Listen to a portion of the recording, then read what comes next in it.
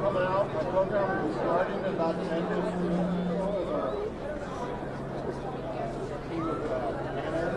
Speakers are making their way over here. I would like everyone here, kind of in this front here, we've got some great signs. Just keep them down so that the people here who are trying to get our message out to the world can see the speakers and the people presenting here today. And again, there's about another 10-15 minutes. Thank you all for being here.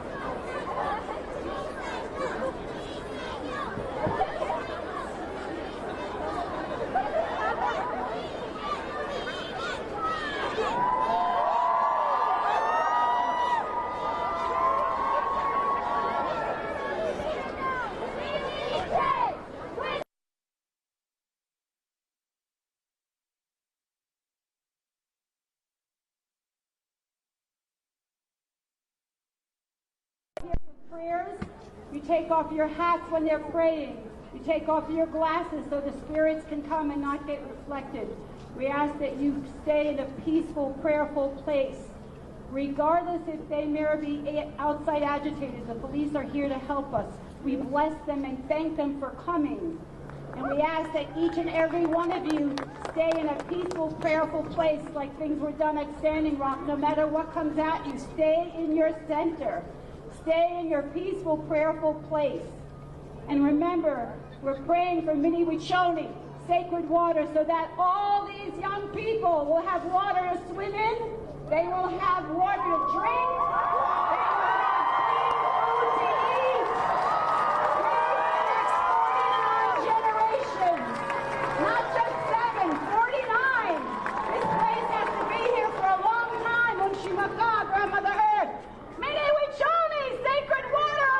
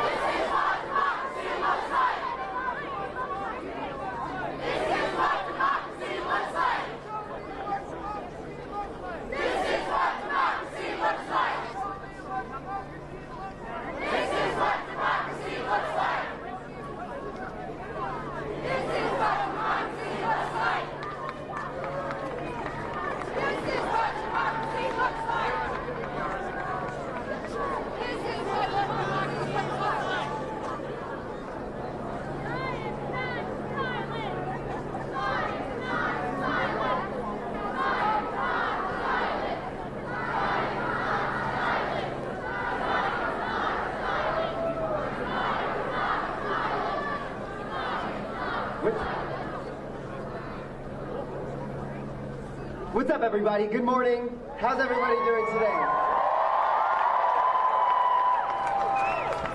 Tihani Washte. Buenos dias. That's how we say good morning in our language. So I want to say Yat E Bene to everybody here. Before we start today, we want to acknowledge the indigenous land that we're on.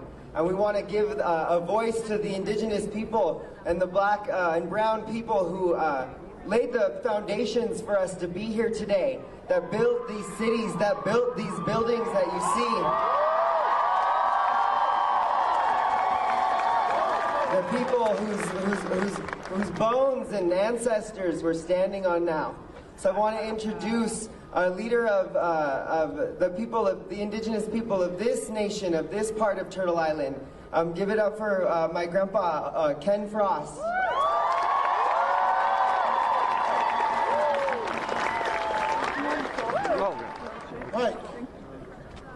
Mike means hello in Ute. This is the country of my Ute ancestors who roamed over the mountains of all over Colorado, who were the caretakers of this land long ago. My brothers and sisters behind me also, their ancestors came through the Front Range and sometimes up into the mountains. So this was the land of the native people long ago. Sometimes we forget, well, whose land this was. But we as native people were never the owners of this land because my ancestors believe no one owns the land. We're only merely here for a little while. But we are the caretakers of this land. And sadly, because of what happened in history, our people were forced and moved off of the lands that they loved long ago, but are pushed off to lands that they now live today, but are still the caretakers of the land. So I welcome each and every one of you here to Indian country, which is what we call the United States, or Turtle Island.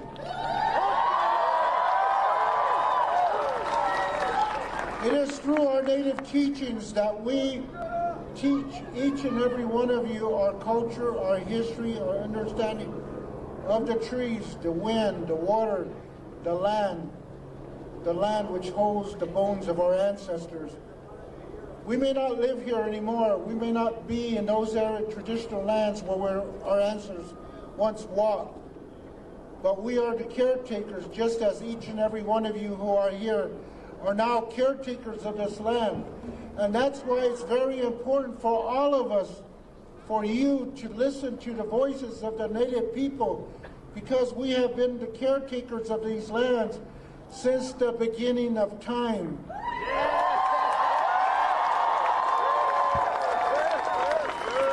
I have fought for sacred religious sites in the Midwest, fighting for those sacred areas and sacred places. And I have come, and many of our brothers and sisters who have fought for the protection of our sacred places and the places of worship. We have educated the people because we need allies such as each and every one of you around the world to protect our Earth Mother. And we have to start. We have to plant the seed in order to protect what is here. Because if we don't take care of our Earth Mother or Mother Earth, we're not going to have a place to live. Nor are the future generations going to have a place to live. So we have to stand. We have to plant the seed. You have to listen to the voices of our native people and our elders who have been saying this from the beginning of time. Stand and protect the land. Stand and protect the water. Stand and protect the air.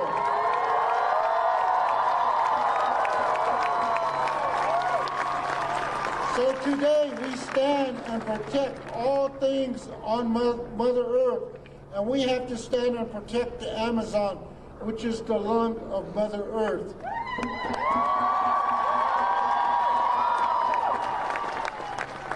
In 2 to 3 weeks, I'll be going to Hawaii to fight for Mauna Kea. I figured out a way to help the Native Hawaiians fight for their sacred area, utilizing the federal statutes that the United States government has adhered to in order to allow us as Native people to practice, to pray, and to worship on our sacred areas. And it's going to be those same laws which we will utilize against the state of Hawaii and the United States government, against them, in order to help our Native people and our brothers and sisters. So we come here with the prayer, and this is going to be the prayer, and then I'm going to sing a song. Yana Monam. Our relatives who have come here today, grandfather, we stand here on this ground. We stand here on this ground you have given our people long ago. This sacred ground which we cherish, the air, the trees, the water, the wildlife, and all living creatures and beings, Creator. Hear our prayer and hear our voices as we stand. We stand humbly together, regardless of the color, regardless of who we are. We come here as one people, Creator. Give us the strength, give us the courage to stand always, to fight for our people, to fight for our relatives, of the smallest insect to the most powerful four-legged animal, to the ones that carry our prayers to the high heavens, to you, Creator, the mighty eagle, the thunderbird, or the condor, who will also carry those prayers. As we stand here, we're united as one people from all around the world to awaken this feeling and the spirit of what you have taught us, Creator, what our ancestors have taught us to protect this land, protect all beings. We stand here this day to plant that seed so that this prayer will go to the four directions and that all people will hear our prayers. And to the younger generation, those who are standing and have the ability to talk to every foreign government, let those voices be heard. Let those leaders of the world hear those voices and to hear the plight of our prayers. For as we do not take care of this land, Creator, we know you will take it away from us. And we can't allow that to happen. We have to protect all life on Mother Earth and all life of our brothers and sisters, all colors. We stand here and we humbly ask you, Creator, to hear our words, to hear our prayers. But most importantly, Creator, we also pray safe prayers to our murdered and missing women and our leaders from around the world, those who have stood in the protection of our Earth Mother, those whose lives were taken and cut short. We say prayers for those families too as well, and we will continue to carry on the fight of our ancestors and our leaders, and we always remember our women, those who are stolen and murdered, that we have never forgotten them and we will never forget them. We will look for them, we'll find them, and we'll bring them home. Creator, hear our words. Oh.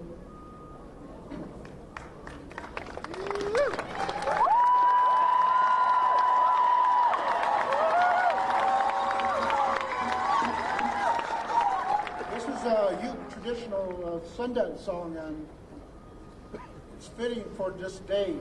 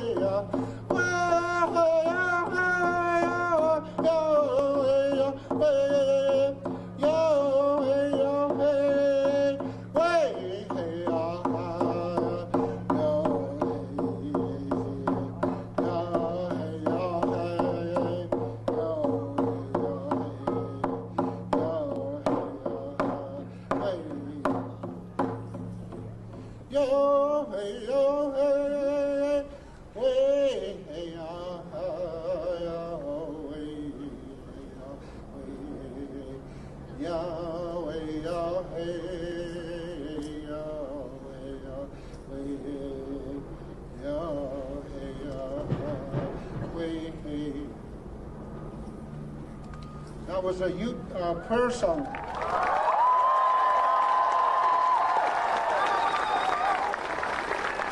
So that prayer song goes out to each and every one of you and to our brothers and sisters and our relatives in the four directions, that for all the speakers who will come up and those who have shown courage to travel the world to carry our voices, let it be heard by all the governments around the world that we will stand and we will protect Mother Earth, and that each and every one of you who also stand and speak out in the protection of Mother Earth, your voices will be heard, and all those blessings will go out to your families and relatives in the four directions. Thank you.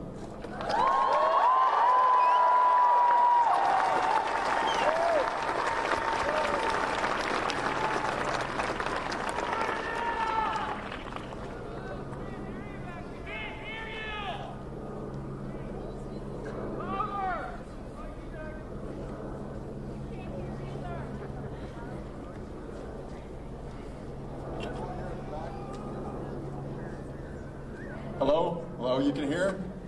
Are we good? All right. Hello, hello, louder? Louder? I'll turn it up. There you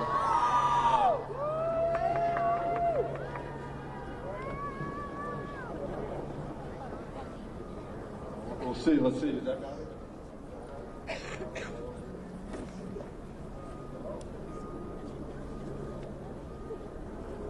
Hello? That's louder.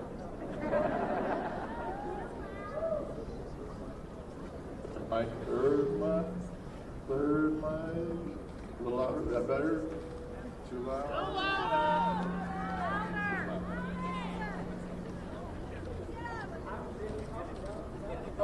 Oh, this one's working. Hello? Okay, there we go. I'm really loud. What I lack in height, I make up for in like volume, so we're good. I know we have like the tall person and then like the shorter person and then we all, but anyways, my name is Marlo Baines. I am 17 years old and I'm the co-youth director for Earth Guardians. And I am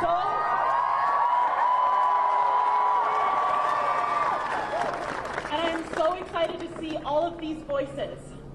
You know, back in February, me and my friend would go and strike at the Colorado Boulder courthouse, and it was the two of us, and we would sit there with our signs, and people would come in and, come and go, and then on March 15th in Boulder, we saw 800 people show up together, stand in solidarity, primarily youth, which was so amazing and so inspiring.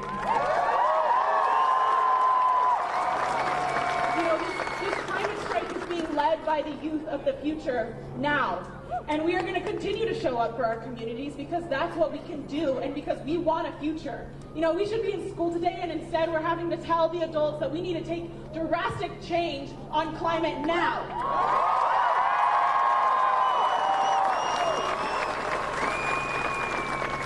And see how much we've grown from 2 people to 800 people to a few weeks ago having 7,500 people show up in Denver, Colorado is mind-blowing. Give your guys selves a big round of applause.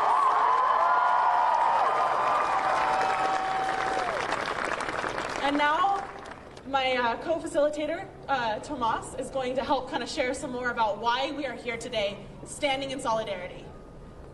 What's up, everybody? My name is Tomas Lopez Jr. My mother is Waterwoman Sharon Dominguez. My father is Sundance Chief Tomas Lopez Sr. I am Otomi, Diné, Apache, and Lakota. I am very honored to be here today. I'm also a member of the International Indigenous Youth Council.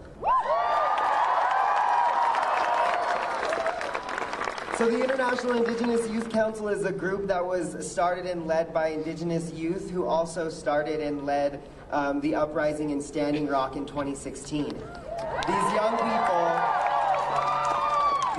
people ran from North Dakota all the way to Washington, D.C. to deliver a bag of letters and petitions to ask for the construction of the Dakota Access Pipeline to be halted immediately and that the word of the U.S. government would be honored. These young people were sent away and they ran all the way back to North Dakota where they started the uprising of the Dakota Access Pipeline in Standing Rock. So give it up for all of those young people who are still in Standing Rock to this day fighting.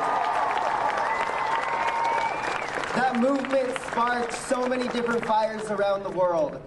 These young people inspired people everywhere, and it was my sister Jacelyn Charger who said, who better to speak for the future than the voice of the, who better to speak for the past than the voice of the future? And this is what that looks like right now.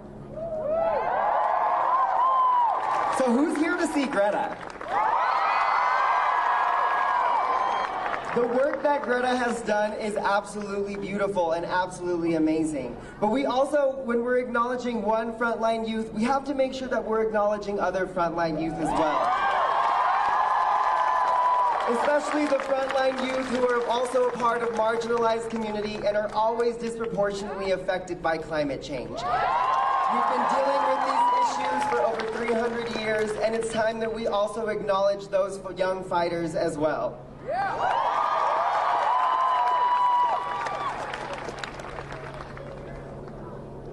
Hello? All right. Here in Colorado, we are also a frontlines communities to the fracking crisis.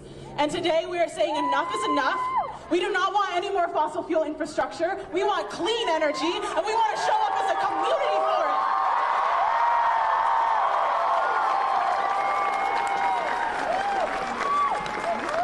One of the youth leaders who has inspired me to take action repeatedly, to continue to wake up every day because she continues to show up, is Haven Coleman.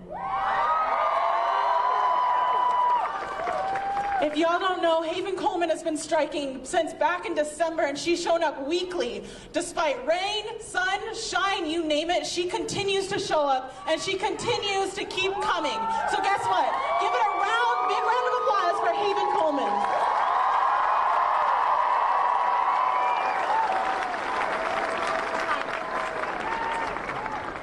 This is an amazing turnout. I'm sorry, I'm really happy. Thank you all for being here. I'm Haven Coleman, I'm 13 years old. I'm a climate activist and a student here in Denver Public Schools.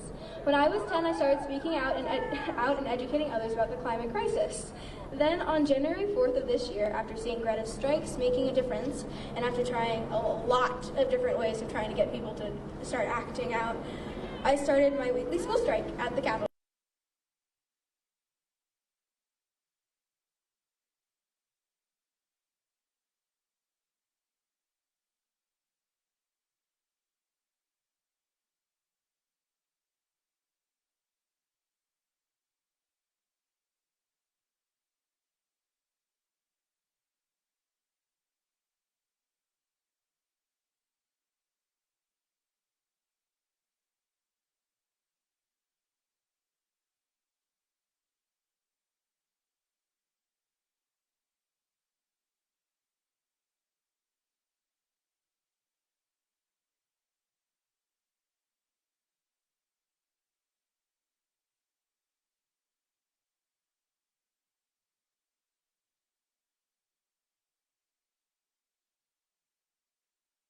Under attack.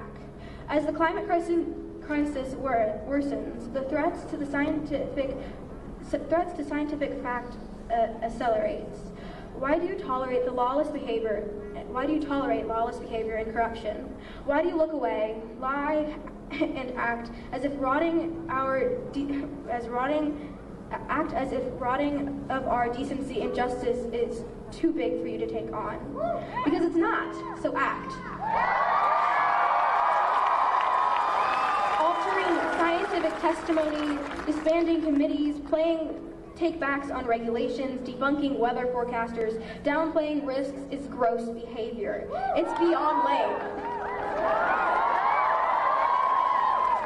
It's desperation and the end of freedom as we know it. You must act and protect the integrity of science. Science consensus will not be bent to your political views. The world sees your transgression and it'll soon be forgivable.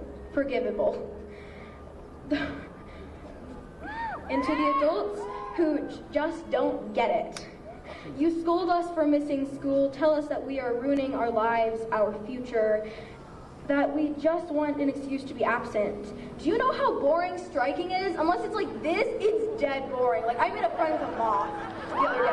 Like, it's boring. How much school and how much school piles up when you're gone. We all really want to be in class rather than doing this.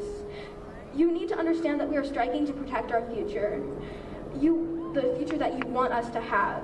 One that you were guaranteed, the one that we were falsely promised. Your inaction requires our reaction. Our therapy is the fight. Let us do this. You need, let me ask you this though.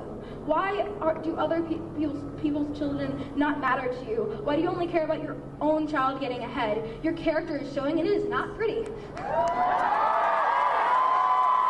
Your mind is obsessed with property rights and accumulation, at the expense of many. Economic success that helps you today but hurts and kills people. Ecosystems and our well-being both today and tomorrow is not success, it's failure. You have failed. We have the right to a livable planet.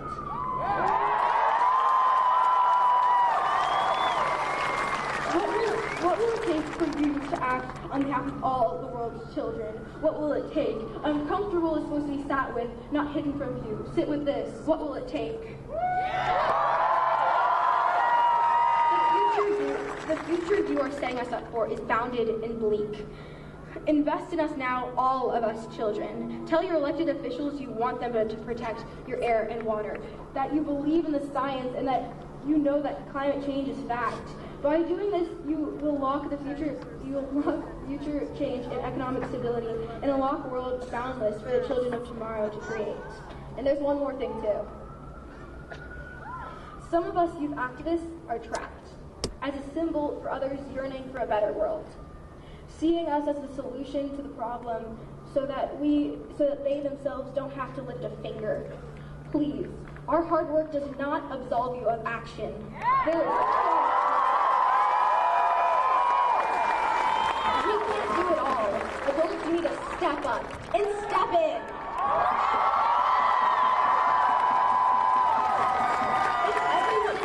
Here today commits to join the fight or continues to fight, doesn't give up, we will build a future that we want here in Colorado, that we want here in the U.S. Where were you when the chance to make a difference called? You're here now. Step up.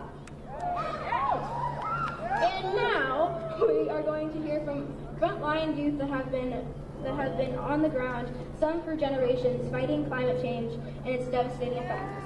Without the work of radical frontline youth and women, change such as abolishment of slavery, American Indian, and the civil rights movement would not have been possible. Please join me in welcoming our amazing Colorado Climate Strike panelists. Woo!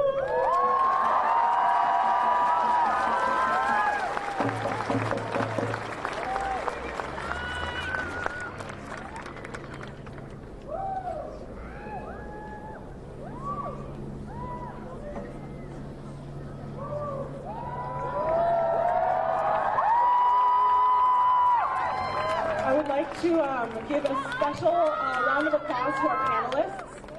These 6 individuals are absolutely amazing and inspiring, and I think you guys will, we have a pretty great lineup, so I think y'all will really, really enjoy this piece.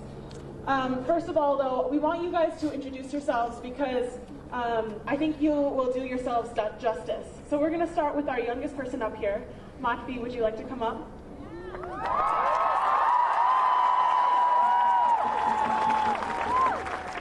Good morning, everybody. I am Manvi Chittur, 8 years old. I want to introduce myself and my advocacy efforts thus far. When I was 5 years old, I came to know about the plastic soup of the Great Pacific Garbage Patch and its affliction on the plants and animals. I really wanted to take some action, so I wrote a book titled, Is Plastic My Food? It is available at Amazon.com.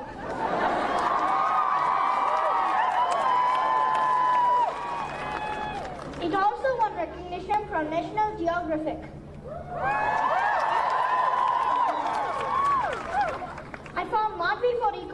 for my advocacy when I was 6 years of age in 2017. Then in January of 2018, I decided to meet with the US Congressman, Mr. Ed Perlmutter, and the former governor of Colorado, Mr. John Hickenlooper, to declare the month of April as Plastic and Styrofoam Pollution Awareness Month.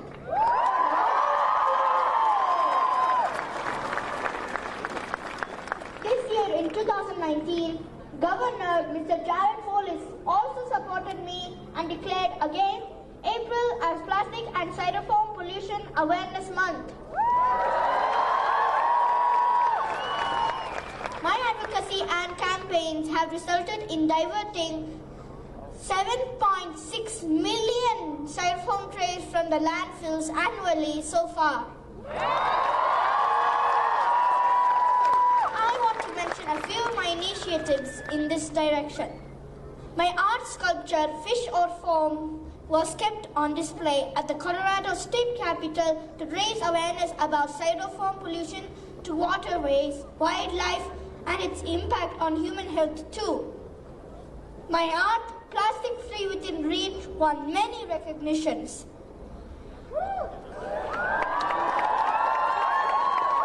As a martial artist teaming up with Victory Martial Arts and Master Mike Chat, the Hollywood stuntman and former Blue Power Ranger, I am taking my plastic pollution message globally to all Victory Martial Arts schools and 220,000 member strong American Taekwondo Association. I am also a no styrofoam ninja. I have released my instrumental music album titled I Am Princess Genius, Empowering Girls, and it's available in Spotify, iTunes, etc.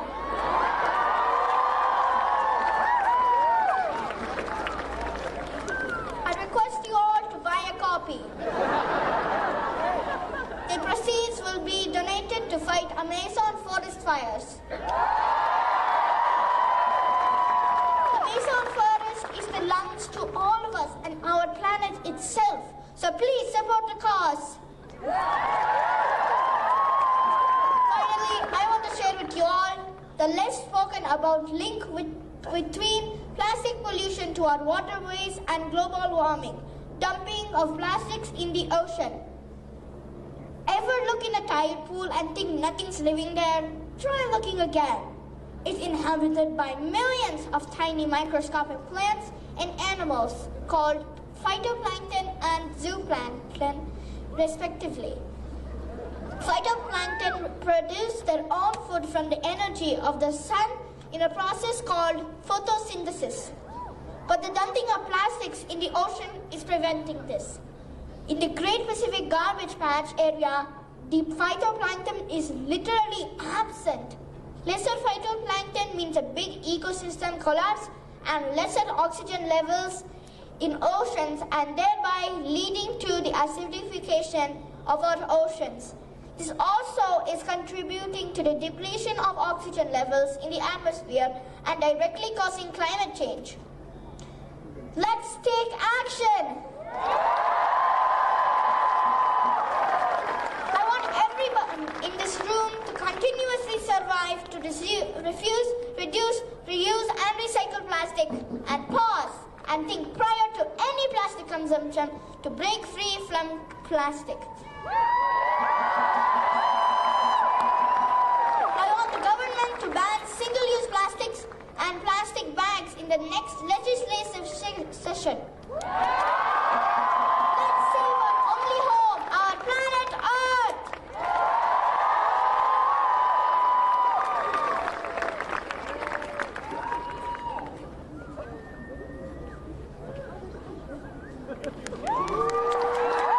Give it up for Wapi.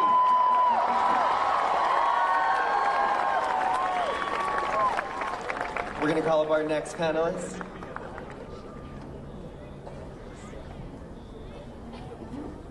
Hello. Thank you guys all so much for coming out here again. all of you coming out here today, it really shows our power, and we're gonna keep on fighting, right? My name's Aisha Kanil. I'm just excited to be out here, and I'll be talking with you guys later today, but yeah, thanks for coming.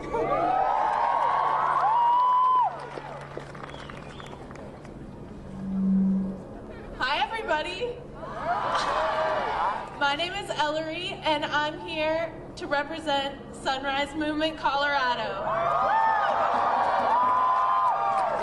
We are an army of young people fighting for a livable future and a Green New Deal.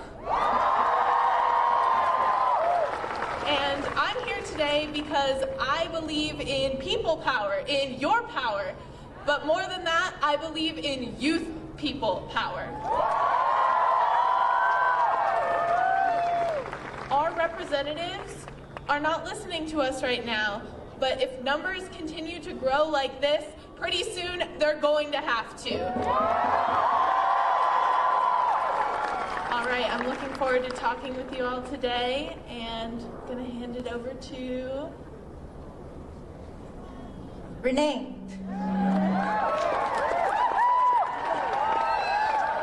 I'm Renee Chacon, a co-founder of Women from the Mountain, a cultural educator, a teacher, and most of all, a mother. I'm here for my sons. I am here for their future. I am here to link that social justice is climate justice. I am here for missing and murdered Indigenous women, Black women, trans women, all invisible women, and the unidentified as women. We need to realize that our exploited practices are not just robbing the sacred of the earth, but the sacred of our femininity, of respecting our femininity, of respecting our masculinity and the balance of both, and understanding that most of all, we cannot just overconsume without renewing, without teaching our children to renew. If you notice, I have what is called a samero, a pabosh comment, and what this really means is to clean. I'm here to clean this space. I'm here to hopefully keep it safe, and most of all, to raise our prayers for the women. And when I say prayer, I mean intention. When we say for natives prayer, intention means in how you walk, in what you say. You do not speak unless you mean what you say, and you're gonna walk that way. So when I say prayer, mean it.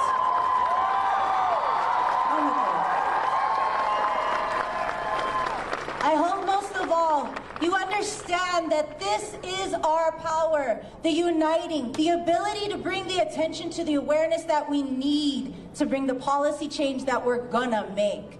We are gonna make our impression. The women are finally rising. The femininity is finally rising. And we do deserve to have our sacred back.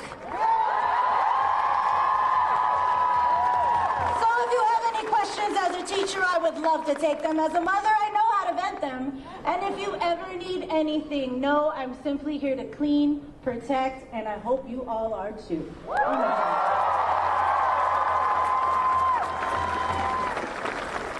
Hello all, my name is Micaela Ironshell Dominguez. I am a proud Chichango Lakota and Chicana right here from Denver, Colorado. I am a director and youth mentor for the International Indigenous Youth Council. I am also a co-founder of Women from the Mountain. I am here to be a voice and bring the awareness of missing and murdered Indigenous women and Black women. I am sick of us being erased and not having a voice. I am here to stop that. We still exist. I exist. I am here.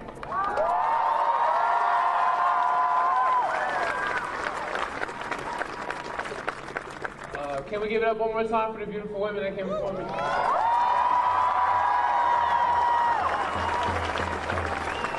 So, my name is Wajinguda Eli Hornick. I'm 20 years old. I'm from Oklahoma. I'm from the Ponca Nation, Osage Nation, and Oto Nations of Oklahoma. I'm also Czechoslovakian and Irish.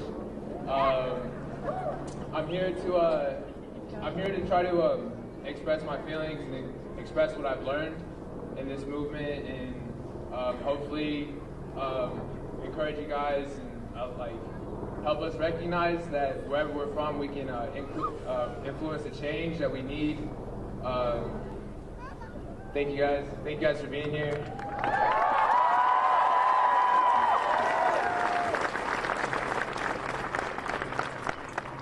So to start off, I have a question for Micaela and Renee, and to talk about, we're seeing that the women are rising, and that it's very important that they're rising. And my question to you guys is, how are they playing into this whole movement? How are they playing into the change that this world is seeing?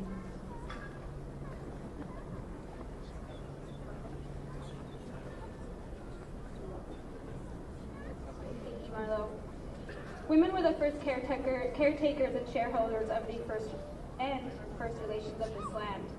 Women hold a power like no other. We can carry sacred water and bring life into this world. We are able to connect and listen to Mother Earth, just like we're able to connect and listen to our own body. Without women, we aren't able to exist. We are compassionate, and when we let go of ego and judgment, we're able to work together, and we're able to work together really well and bring change. Feminine leadership to me, thank you. Feminine leadership to me has no gender, and right now that is very important. Yeah. The feminine is more of an energy, and it's what we need to bring to our men.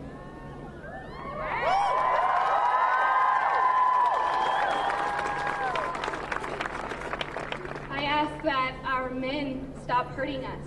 That is why I ask today. As I said before, I am a voice for our stolen and murdered sisters, our Indigenous women that have been murdered and stolen centuries before I even stand here. The fact that I am a product of genocide brings sadness, but also I am proud to be able to stand here next to my grandmother, water woman Sharon Dominguez.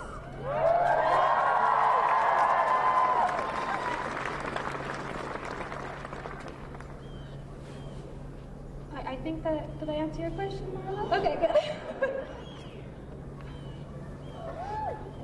This is gonna come as harsh, but we're all the colonized and the colonizers, just like you're all male and you're female.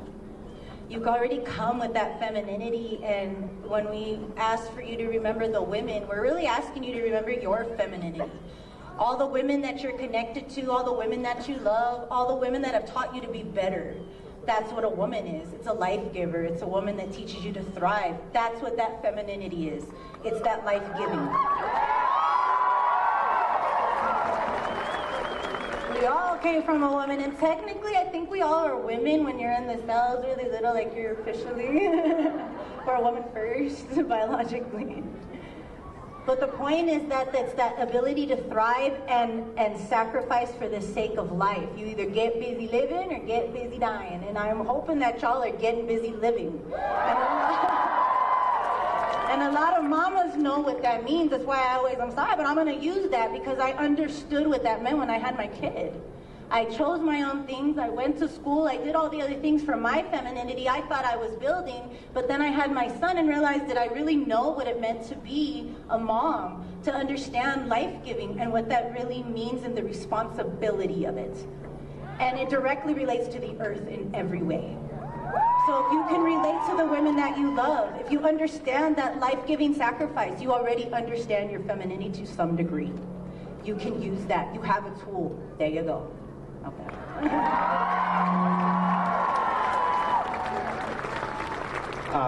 Thank you so much, Renee. Give it up for Renee and Meek. So our next question is for Mont V and Elroy. What do you feel is the most immediate threat to our Colorado community? And what are ways that you feel that we can combat that? Joe? Yeah. She got it. Where should I start?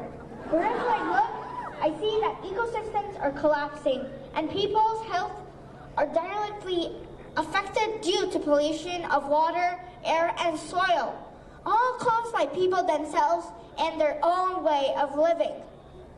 I consider three things that are the most immediate threats to the Colorado community are 1. Plastic pollution. 2.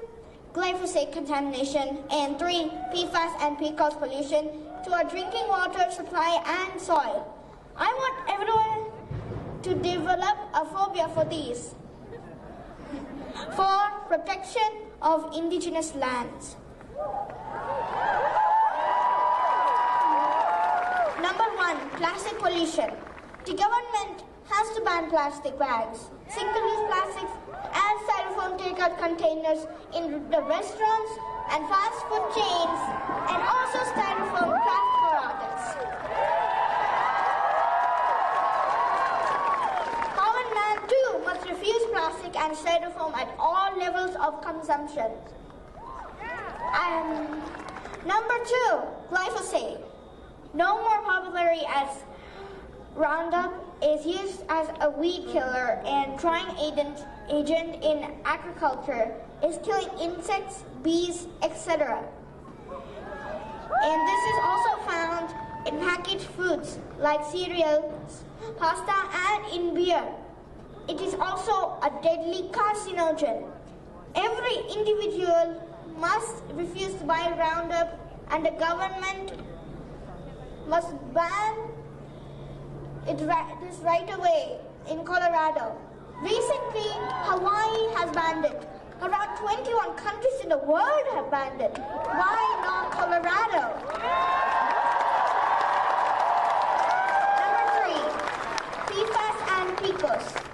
Polyfluoroalkyls and polychloroalkyls, known as forever chemicals, has now contaminated our aquifers. This is an irreversible damage, and they are carcinogens. In Colorado Springs, the Whitefield aquifer is not potable anymore. Similarly, toxic PFAS hotspots have been detected across Denver Metro. I want the government to ban PFAS and PCOS on consumer products too. Many even compostable containers are now coated with PFAS to make them waterproof. Every business, health regulators, and government agencies have to be responsible to respond and pause and think of end-to-end ecosystems effect and not talk about ever-expanding economy and convenience. Every consumer now must be more vigilant than ever before in what they consume and what they throw in the environment. We can't eat money. I once again repeat that I want everyone to develop a phobia for these. Number 4, I believe that only by inclusion one can have a sustainable planet for all. Hence, I demand that all treatises be honored protecting the indigenous lands, waters, and their sovereignty. Thank you.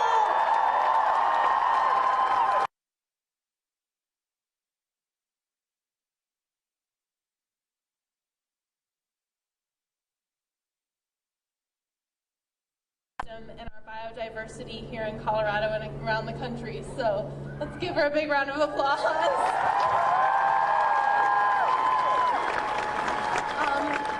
When I think about the threats that are facing us here in Colorado, I think about the political threats. We have members of the House in Colorado standing over there in the Capitol telling us that not only is our climate not changing, it's actually changing for the better. We know that that's not true, but it goes beyond that. We have primary elections for the U.S. Senate in 4 months, and we need to elect a climate champion to Colorado Senate seat. Yes, and no, that doesn't just mean electing someone who's not a climate denier. It goes so much further than that. We need someone who is committed to our communities and who is committed to getting a Green New Deal implemented for our country.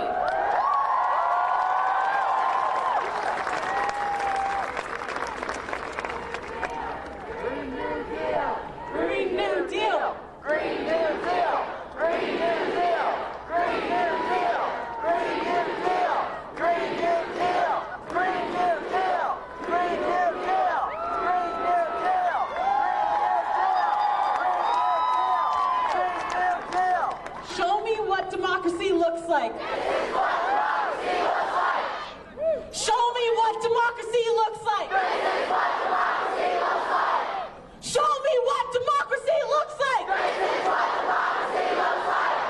Our next question goes to Ojinguda and Aisha. We talk a lot about climate justice and social justice. How are these two aligned? Okay, so I want to say it again. Social justice and climate justice are totally correlated.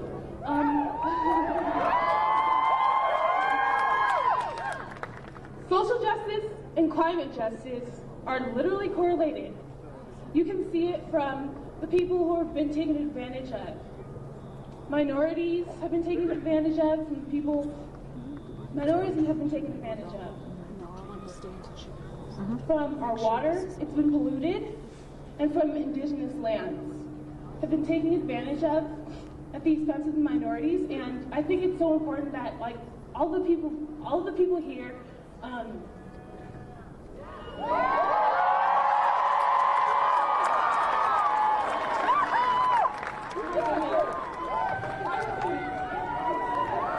Okay, let me say it again for people in the back. Social justice is climate justice.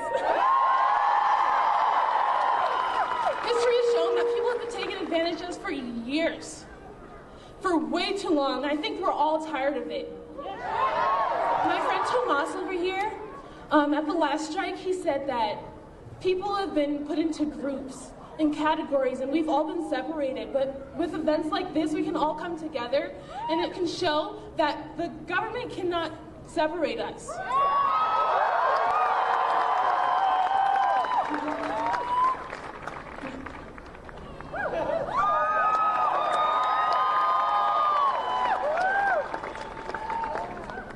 Okay, so I'll say it again, like my sisters did. Climate justice is social justice. Taking care of the earth is taking care of ourselves. The earth is our mother, the earth gives us life. The earth is our source of life and the source of life for every being that we know to exist.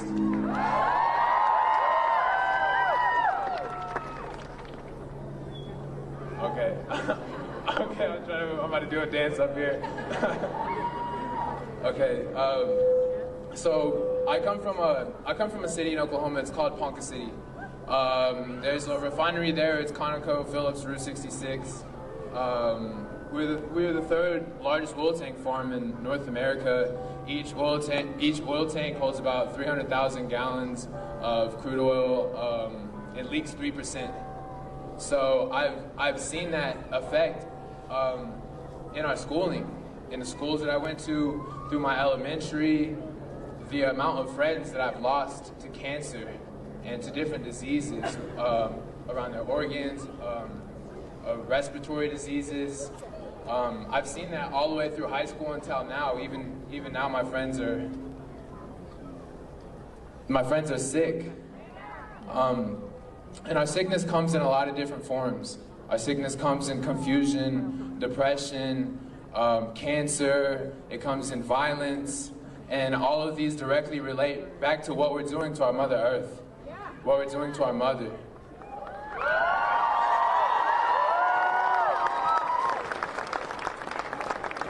That's how we're related. We're related through our traumas and our pains, and we're related through the beauty that we come from. We're also related because each one of us lives on this earth, and it's our obligation to take care of it. It's our responsibility to take care of it, to take care of each other.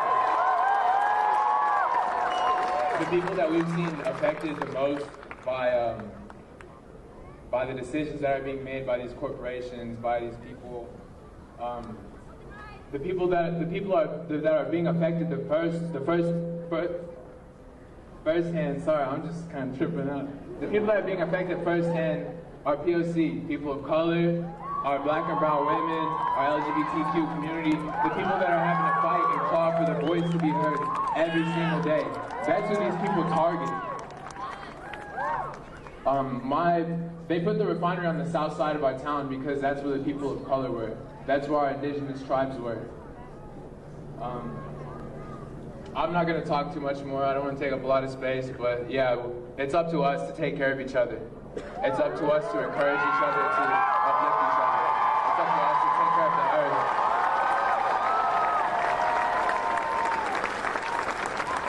I also want to mention that it's also the banks, right? It's the banks that are a big reason why climate justice is social justice, because the same banks that are funding all of these resource extractive industries are the same banks that are funding the man camps that are responsible for our missing and murdered Indigenous women. They're the same banks that are funding our ICE camps that are locking up and stealing our migrant women. They're the same banks that are funding the prisons that are locking up our black women and murdering them unjustly. All of this is correlated. You cannot talk about social justice without talking about climate justice, and you can't talk about climate justice without talking about racism.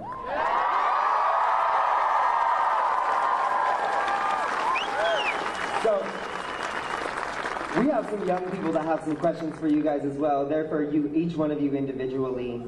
Can I actually get everyone to just scream really loud one more time? The energy's a little low.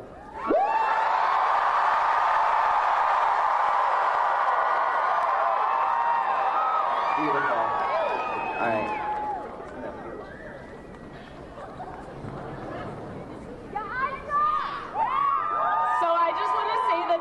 Beautiful crowd, absolutely beautiful. And my question today is for Ms. Aisha. Since we have such a beautiful crowd full of open ears right now, I just want to hear what takeaways you have for everyone in the crowd and how you want people to carry out their action after today. So one thing that I want you all to know is that you have power. I feel like it's so important for you guys to realize that the potential you have. And like just coming out today, it realizes like how much that the people care about this issue, and it's so important.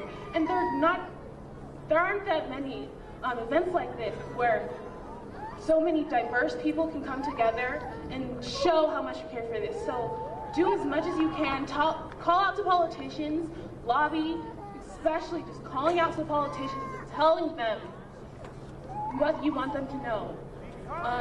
Yeah, just always remember that you always have power. I know it's really hard to get out here and do things like this, but don't doubt your potential.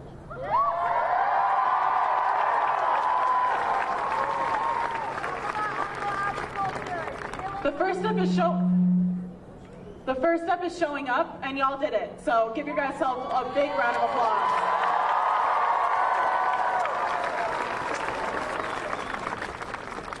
All right, so I got a question from Mikael. So my question is, as an Indigenous person, what gives you inspiration despite being unheard?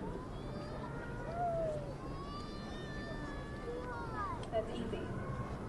My existence. I am constantly fighting for my existence. Better? You guys hear me now? Yes, awesome. I'm gonna give you a little, just an example of that. A few days ago with my sister Sarah, who's here, we were at the airport, and a man came up to us and asked if we were Filipino or Polynesian or something beautiful. But it hurt me because never ever have I once been asked from a stranger, are you Native American? Are you Lakota? Are you Chishangu? I want to hear that one day, and I will, and my children will, and my great-grandchildren will, because I am fighting for that today. I am fighting for our existence every single day.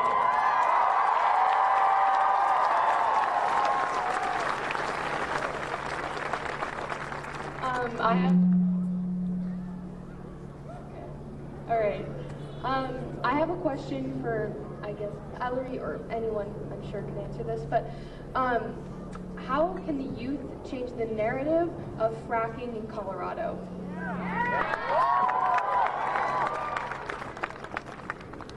So this is such an important question, and I think the first thing we need to remember is often we think about the environmental effects of fracking as something that will affect future generations, but it is affecting our frontline communities in Colorado right now.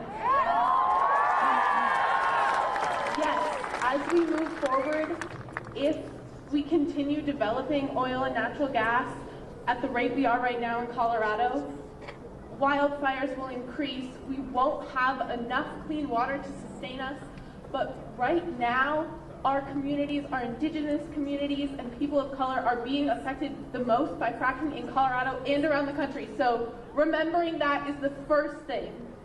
And the second thing is taking our people power and turning that into political power.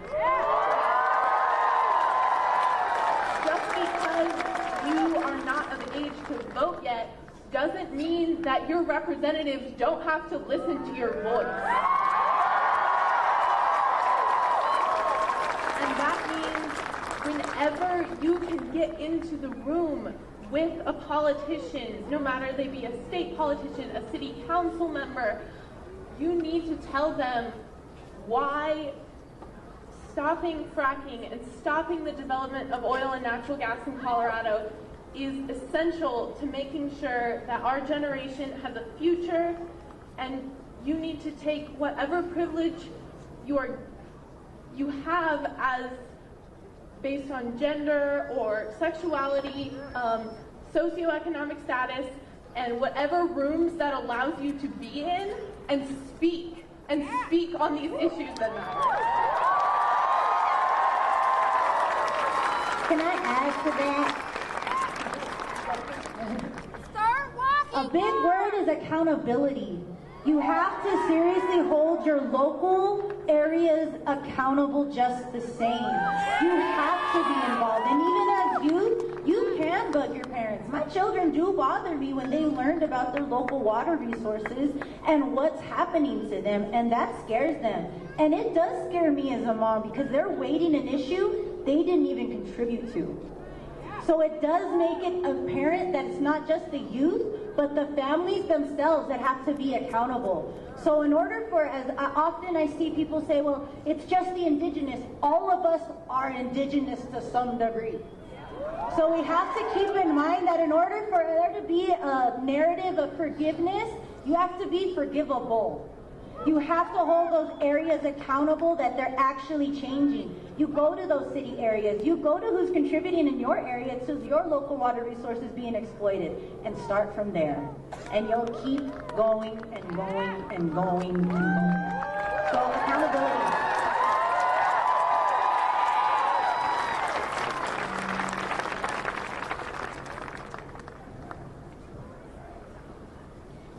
I just to change, we need all of us to speak up in front of the whole world, the government, for this change to happen.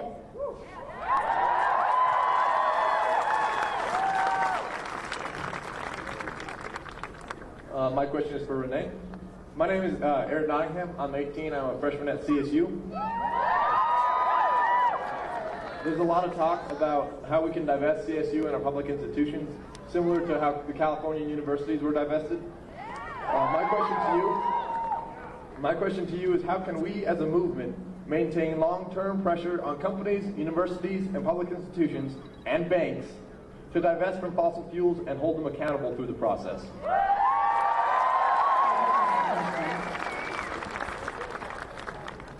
A lot of our campuses are privately owned to some degree. So you need to hold them just as accountable. They're not working necessarily for your public education if you're paying as much as you are and you're not reaping any rewards other than basically an education that kind of sort of might get you a part-time job. So you're already paying for an education you're not even being able to use, not even in the way you want to use. So you have to hold your institutions accountable. You have to go to those deans. You have to go to those areas. You have to go why they're privately funded. You have to understand literally the logistics, and I'm sorry for the youth, because even though I'm a little bit kind of younger, but I'm sorry you have the responsibility to have to hold others accountable that others before you didn't. So you have to make sure that you're going to who's contributing to your campus and who's not.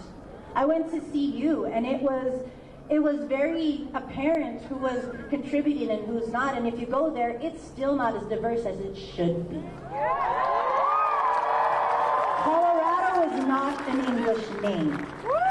We need to recognize that people cross borders, and a lot of us are already diverse, even if you don't look it. You have the right to have your narrative and your identity ingrained starting at your campuses. You are the American identity because of your diversity. And that's what campuses, that's what schools, that's what knowledge was supposed to teach to begin with. That's why it should have been free. But that's a whole other thing.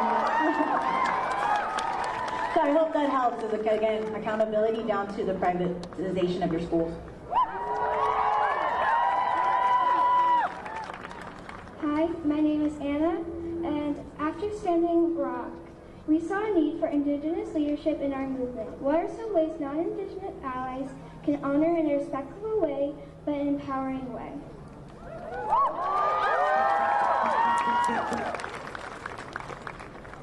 For this, I want you to set a goal and have a commitment to stop this climate change.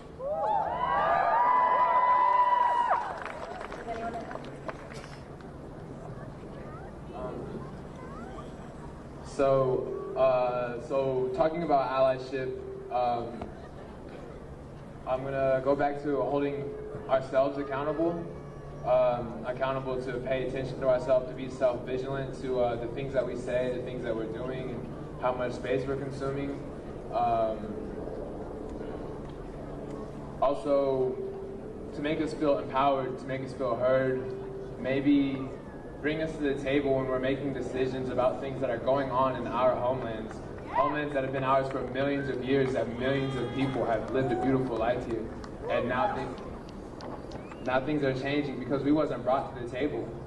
Whenever we're organizing different events or different propositions, we're not brought to the table.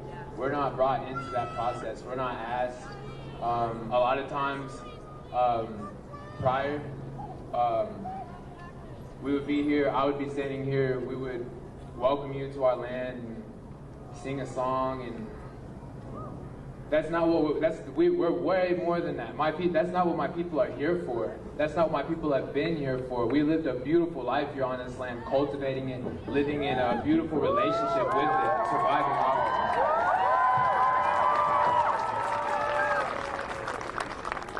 So one thing that we could do to help empower our voice is bring our Indigenous peoples to the table.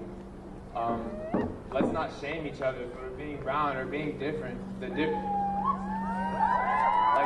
my sister said, we're all Indigenous to somewhere. All of us come from this earth somewhere.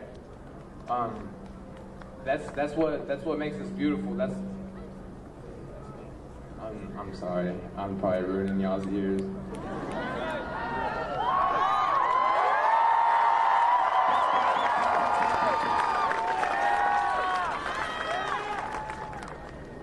Thank you guys for listening to me.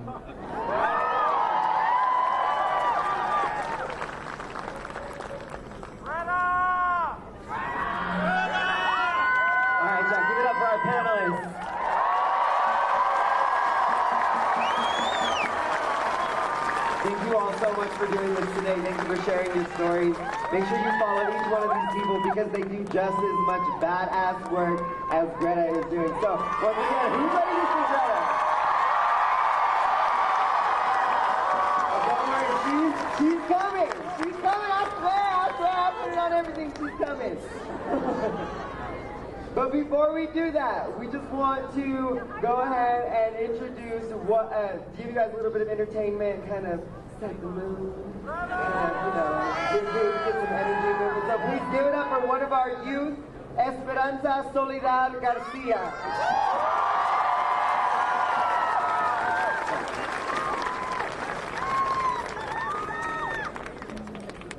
Hello, everybody. Can I get a hiya?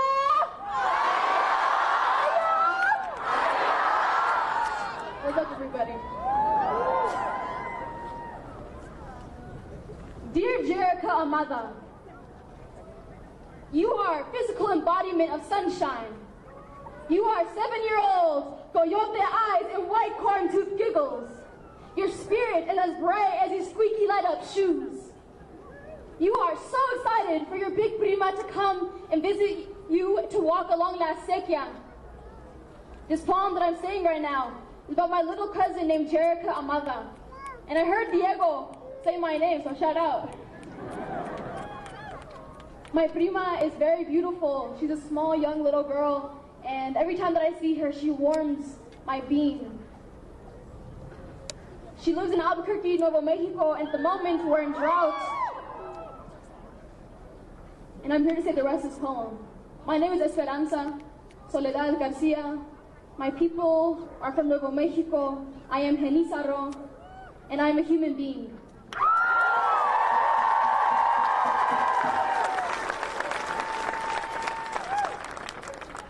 Dear Jerica Amada, I'd like to tell you something about that old river. Scientists say that one day these lands will reach an unbearable drought, that there will be no food for the yuca, trout, piñon, chapulín, or mountain lions. They will pray for the clouds to bless them and rid them of this arid air. They say that wildfires will torment your afternoon naps and leave you with scorched, burning skin. Científicos dicen que pedacitos de petróleo y carbón van a quemar a tus raíces. Dicen que fuegos van a quemar a tus hojas, tu cuerpo y tus cabellos.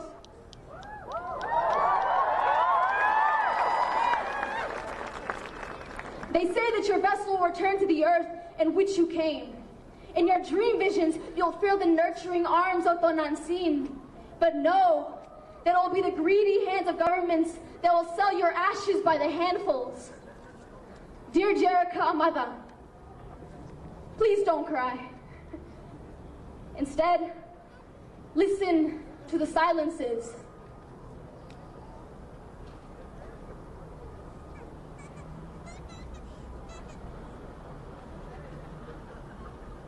Listen to la creadora, Tonantzin, Mother Earth, and black women. Listen to her as she cleanses herself of this disease.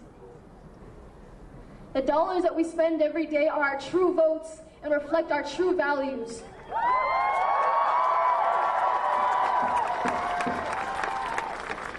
Support those who only will support you back. As my relative here, Tomas, said, support only those in community that will support you back. Therefore, recycle the money in your community. Boycott Wells Fargo, Walmart, Kroger's, Tyson Chicken, the ICE detention centers, Nike, Shell, fascism, Target, Wendy's.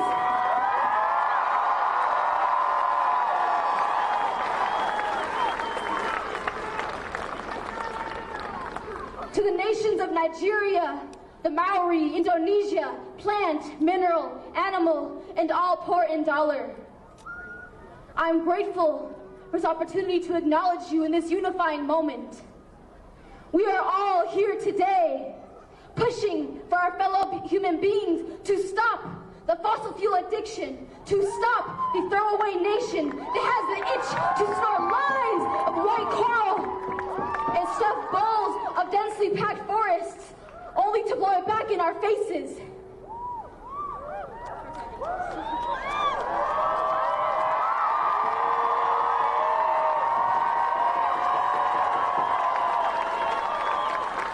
On behalf of this society that has no respect for the earth, nor air, nor water, I apologize. I apologize that those who contribute the least pay the most. We are drawing a line here.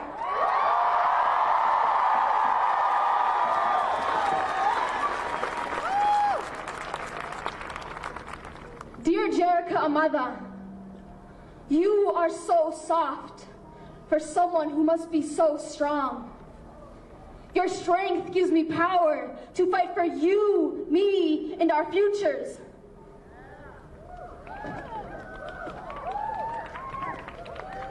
We are not waiting any longer. And even though our so-called politicians hide behind white false teeth, are paid to say that the wildfires, earthquakes, tidal waves don't exist, who are paid to say that climate change doesn't exist, who are paid to say that climate refugees don't exist, who are paid to say that we don't exist.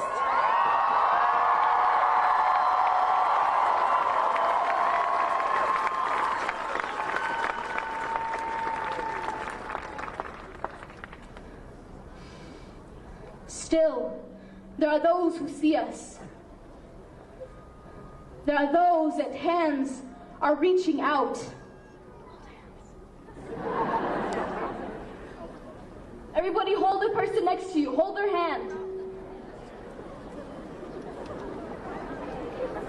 Get real close and intimate with your fellow human beings.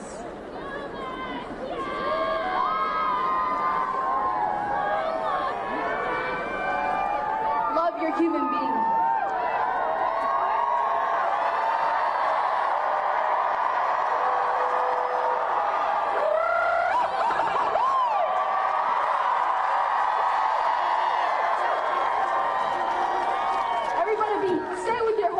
Everybody be holding somebody's hand. Stay holding their hand. Still, there are those who see us. There are those their hands are reaching out, fists raising up.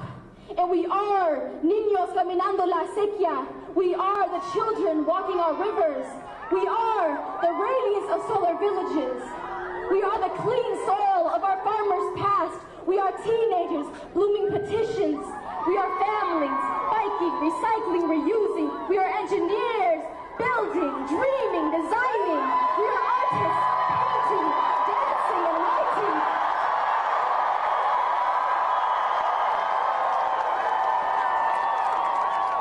And we are spreading the word. And there are thousands of us today on the streets, marching, chanting for climate justice now! Keep them up!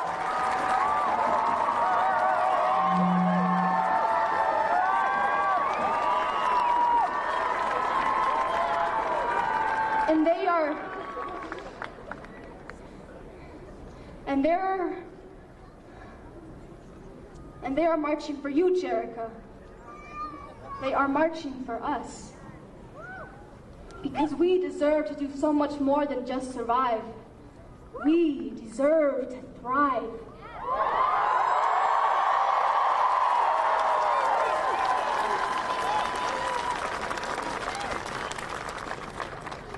Dear Jerica Amada, you are eyes heavy with drowsy weight. So just close those eyes and sleep in peace, because we won't let you down. You'll see. Thank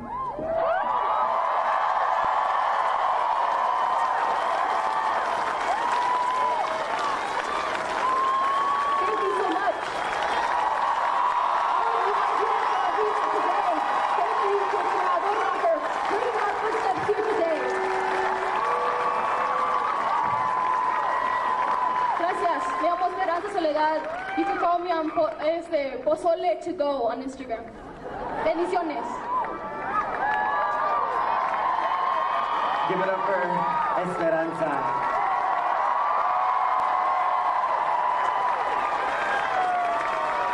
We're going to bring this to a conclusion now.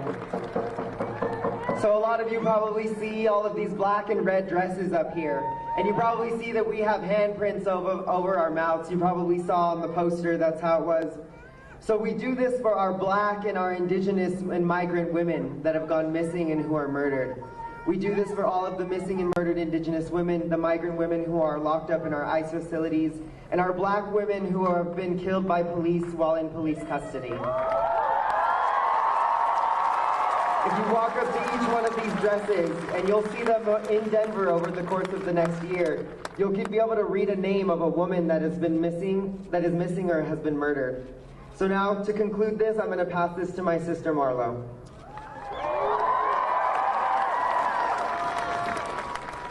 All right, y'all, this is a moment that I want you guys to think about. You know, you guys came out here, and I hope that you all thought about why you're doing this. Because without the why are we even showing up today?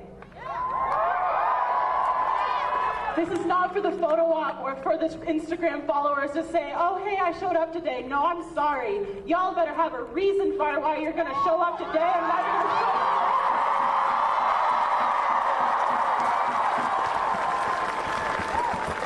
We're going to be having a minute and 11 seconds to represent the time that we have to act on climate change and the time that we will continue to show up as a community, because we will have a future. If it's up to us, we will have a future.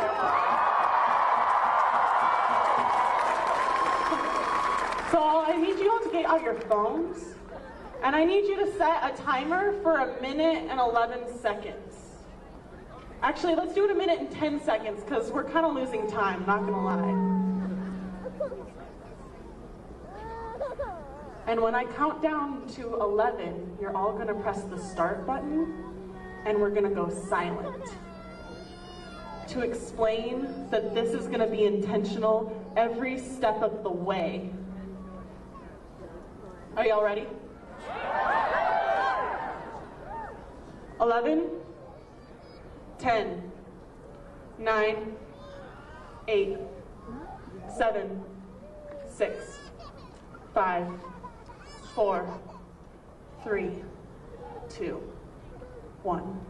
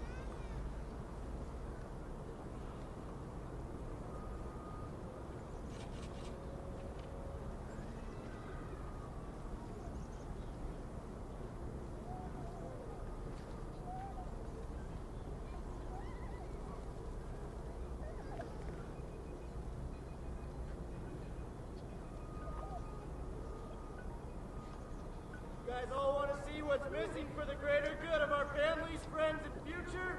Greta has facts. I have a plan. Trump has the money. Give me in front of these two people, something will happen. It's better for this country and this world. You want to hear change? I'm right here. I'm the lion. Let's go!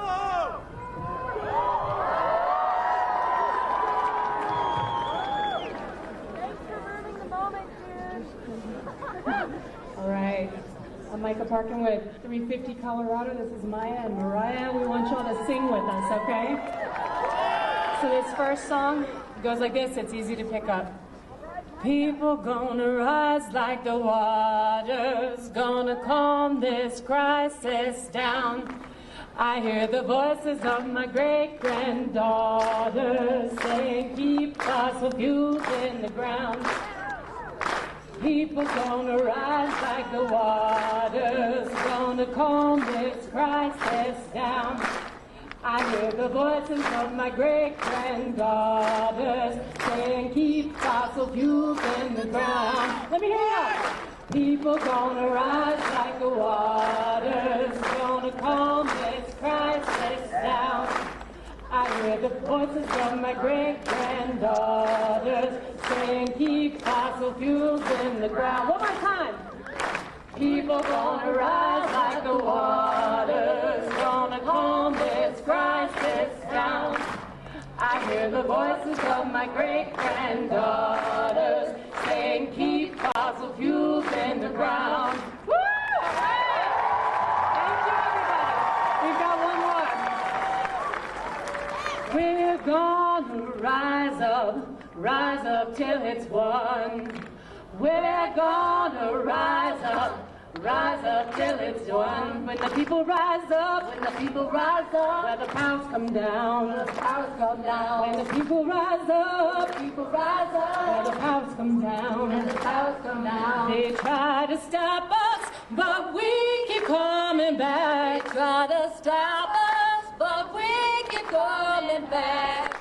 We're gonna rise up till it's won. We're gonna rise up till it's won. When the people rise up, When the people rise up, where the powers come down. where the powers come down. When the people rise up, When the people rise up, where the powers come down. where the powers come down. They try to stop us, but we keep coming back. They try to stop us, but we keep coming back. We're gonna rise up till it's won. We're gonna rise up till it's done. When the people rise up, When the people rise up, where the powers come down. where the powers come down. When the people rise up, When the people rise up, where the powers come where down. the powers come down. They try to stop us, but we keep coming back. They try to stop us, but we keep coming back. We're gonna rise up till it's won. We're gonna rise up till it's won. Thank you so much, everybody, for being here. Thank you. Climate action now. We can do it. Thank you.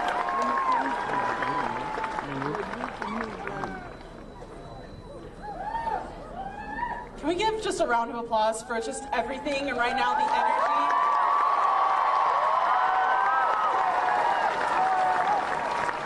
I hope y'all are feeling the way I'm feeling up here because I'm like crying. It's fine. But anyways, I hope y'all in that moment of silence you were thinking about this future and why you're here and what you're doing, because there's a person that I had the honor and privilege to sit next to one day. And this young girl, she sat there with so much composure and so selfless. And I realized in that moment that this is a selfless movement. That the only way that we can work together as a community is if we have no ego and that we show up together, because it's not me, it's we. Let's say it one more time. It's not me, it's we.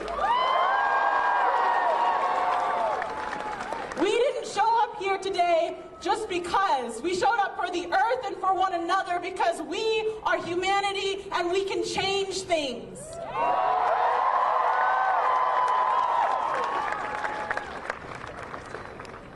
Wow. Greta?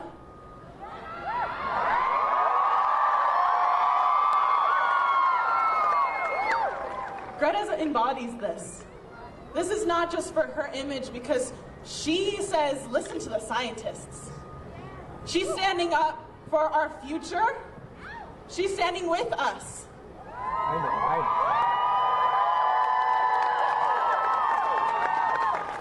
And I have the privilege and honor of welcoming her to the stage today. Give it up.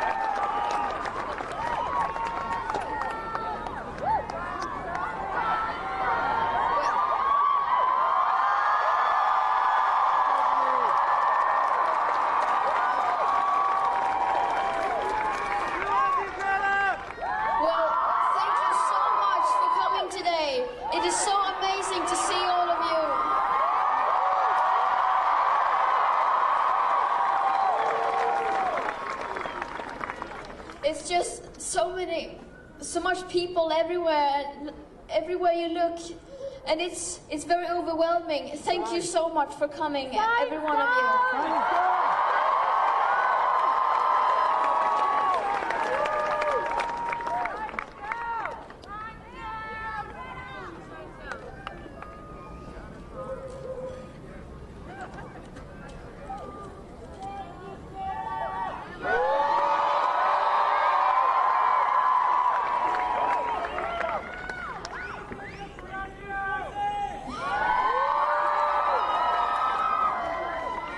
It is so great to be here in Denver, in Colorado, with all of you.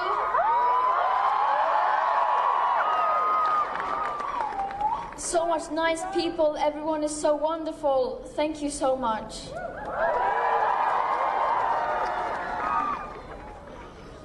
We recognize we are on Indigenous land of Arapaho and Cheyenne.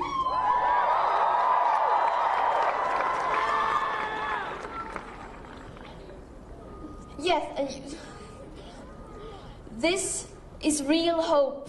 This is what we are seeing right now. This is the hope, the people.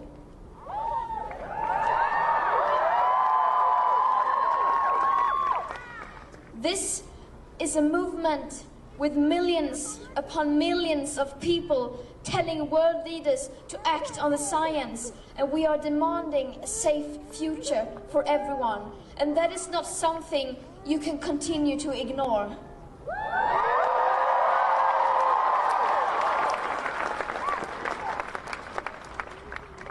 It is we young people and future generations who are going to suffer the most from the climate and ecological crisis. It should not be up to us to take the responsibility, but since the leaders are behaving like children, then we have no other choice.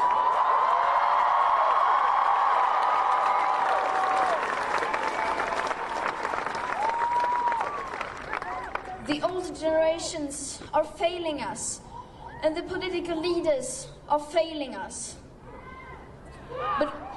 But we will be watching and holding them accountable.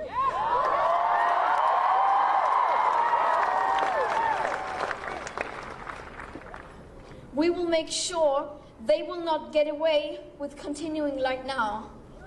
Because we, as young people, are tired of constantly being betrayed by those who are supposed to work for our greater good.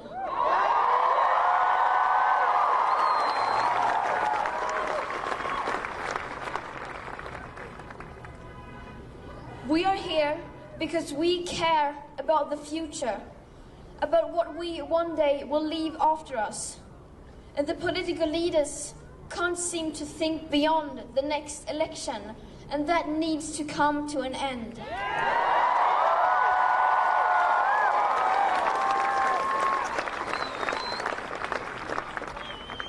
For well over a year, young people from all around the world have been striking from school every Friday, demanding world leaders to take this responsibility and to unite behind the science.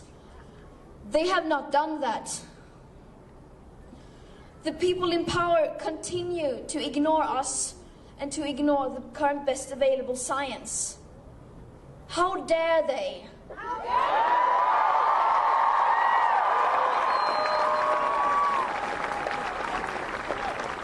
How dare they leave this mess for their own children to clean up and solve? How dare they?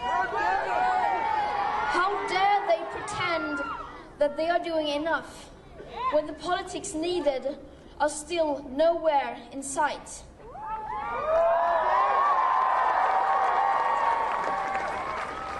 How dare they ignore the countless of people all around the world who are suffering and dying today because of the climate and ecological crisis, and the ecosystems that are being destroyed?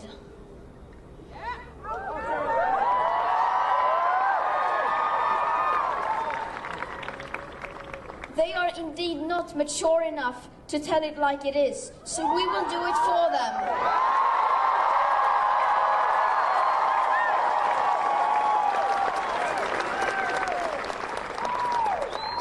We still have this in our own hands, but to do our best is no longer good enough. We all need to do the seemingly impossible. We didn't start school striking because we wanted to. We didn't do it because we wanted to gain attention or because it was fun. We did it because someone needs to do something. And that someone could be me, it could be you, or anyone in this crowd.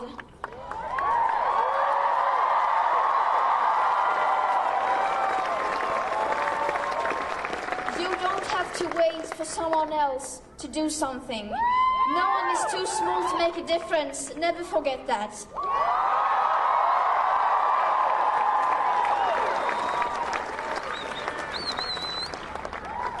And we will go on every Friday for as long as it takes. The next big global strike is November 29th. And we must prepare ourselves to go on for a very long time, unfortunately. But that will not stop us. We are rising and we will not back down.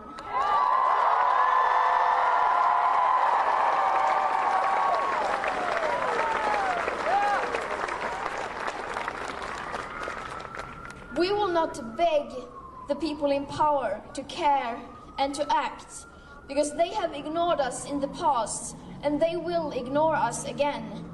We will instead tell them that if they won't do it, then we will.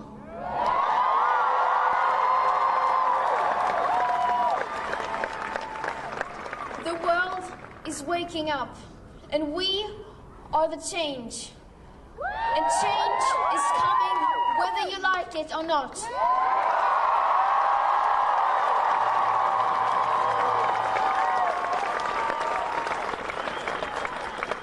Thank you once again so much, and continue the fight. Don't give up.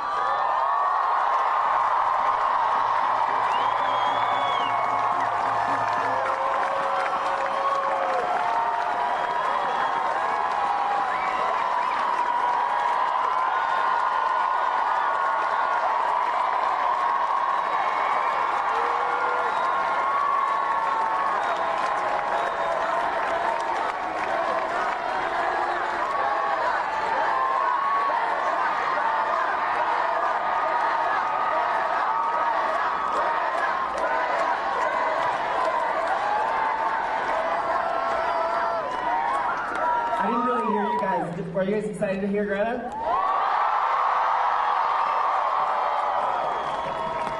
That was beautiful. I literally have shivers. I got like chills all over the place. You guys are beautiful. Thank you so much, Greta. Thank you for being a warrior. Thank you for being a land defender and a water protector.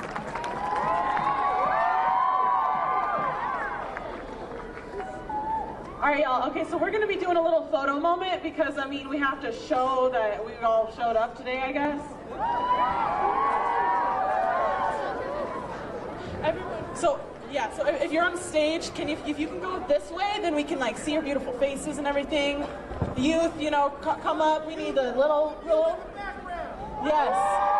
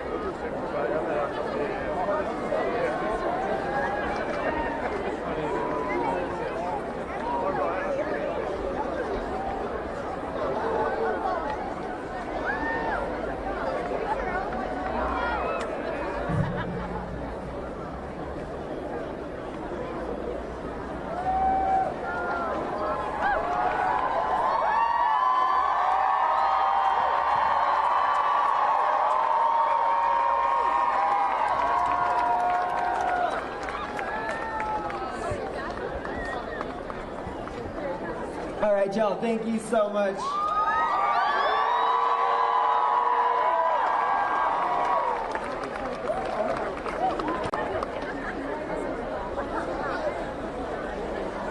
All right, y'all, give it up one more time for Greta Thunberg.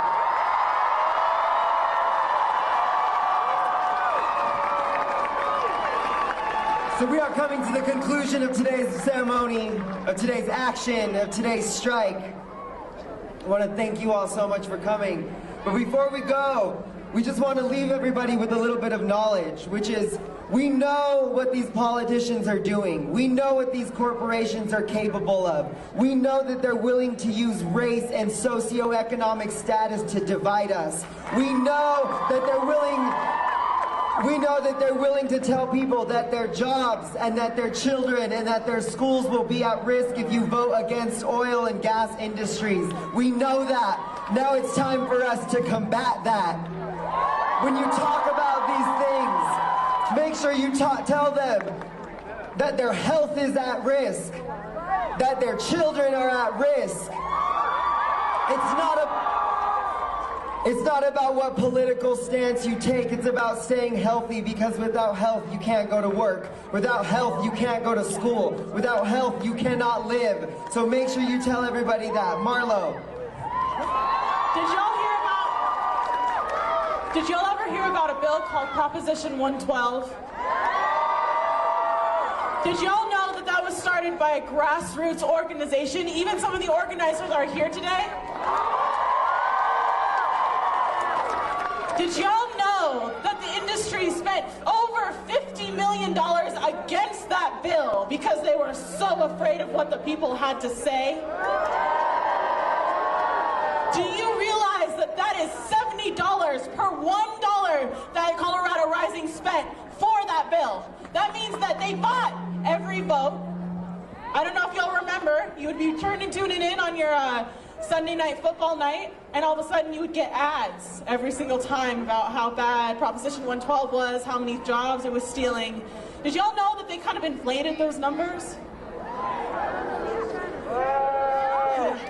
10 times, actually, 10 times. They said that 400,000 jobs would be lost. And actually, it was when they looked at the different jobs in the stores in those areas that people go to and said that those jobs would be lost too. The reason why I say that is be aware. I want all of y'all to question everything. And you ask, you know what? Is this for my future? And you do your research. And I know kids, we get told we need to do research for school all the time. But y'all, if you can do research for a reason, then we are educated and we will continue to educate one another. That's the next step. Now y'all, we need to... And then now, I'm gonna pass it back to Tomas. So what we want to do is give everybody here a way to continue getting involved, because today is just a continuation of the last climate strike, and our next climate strike will be just a continuation of this climate strike. We are asking all of our young people to join us on October 25th. Earth Guardians and all of the 350 Colorado International Indigenous Youth Council, we're asking all of our young people to come and join us in a planning meeting. We want to plan an action for Black Friday so that we can call out all of the organizations, like all the corporations like Amazon, who are for all the waste that is actually contributed to the earth because of Black Friday, and all of the horrible ways that they use capitalism, the way that they use capitalism to continue to push us into the climate crisis that we're in. So please keep a lookout on the Earth Guardians page, the International Indigenous Youth Council page, 350 Colorado. Colorado Climate Strike on Instagram, on Facebook as well. If you follow any of these amazing activists, we'll make sure that everybody has this information, because we need youth from 24 and younger to join us here.